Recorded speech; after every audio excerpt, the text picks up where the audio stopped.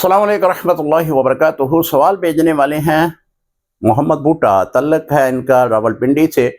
کہتے ہیں مفتی صاحب، میں جس جگہ پہ کام کرتا ہوں وہاں ایک آدمی نے وائی فائی لگایا ہوا ہے، تو میں وائی فائی کا استعمال کر لیتا ہوں۔ اس نے کوڈ اس کا یوز نہیں کیا، کیا میرے لیے وائی فائی جائز ہے اس کا استعمال کرنا؟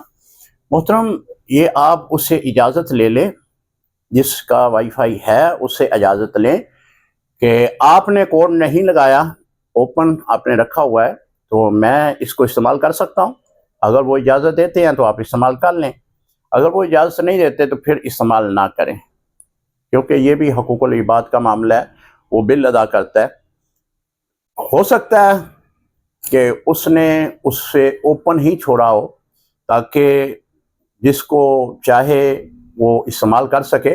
اگر ایسی نیت ہے تو پھر بھی اس کا اظہار وہ خود بتا دے گا، تو آپ اس کو اس کی مرضی کے بغیر استعمال نہ کریں۔